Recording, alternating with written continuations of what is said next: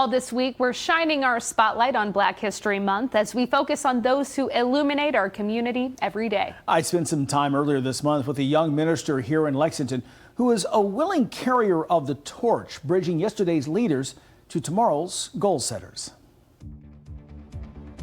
I want to talk for the next few moments from the topic, I understand the assignment. Will you do me a favor, tell a few people around you, I understand the assignment. In the next zenith of community leaders in Lexington, few shine brighter than Mario Radford. That a lot of the leaders that I looked to growing up are now retiring, have passed away, and it's very humbling to now be in a position where you're the one being looked to for thoughts or what your insight is.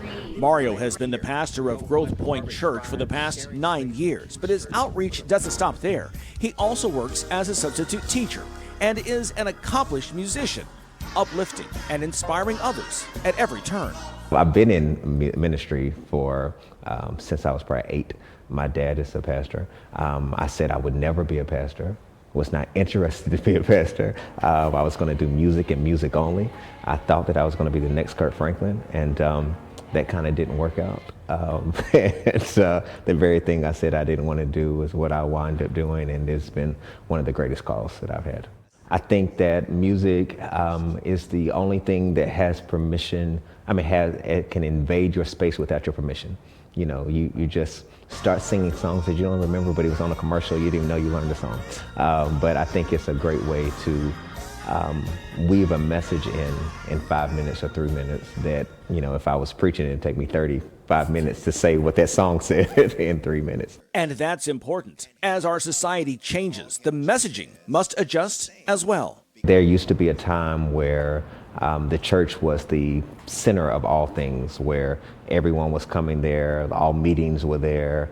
You know, I remember when things closed early on Sundays, and I feel a little old talking about these things, you know, but I remember that. And then I also saw the shift where it was more optional, where people were not as interested. But I'm excited now to see a generation that is really looking for truth. That's where Mario cheerfully finds himself today, drawing his own inspiration from those who left their mark on our society and using that to carve out his own legacy amidst those he is called to serve today. What I am most dedicated to and I would committed to being is a voice for this time. What I loved about Dr. Martin Luther King Jr. is that he served his generation so well that we can't stop talking about him. And I want to make sure that whatever it is that I'm called to do in this time, however long that is, whatever that looks like, that it served the generation I was a part of. Not trying to reach towards another generation, but in the time stamp that I have, that when I'm gone, whatever, someone will say, he was here. Such an impressive young man, and certainly a willing servant to the community at this important time. Yeah, really great story, Larry. Good stuff. And on Friday, tomorrow, we will have a special evening edition dedicated to the spotlight on Black History Month. You can hear more from Mario Radford as we'll be broadcasting at 7 from the Lyric Theater in downtown Lexington. And BBN Tonight will have special coverage tomorrow night at 7:30. We hope you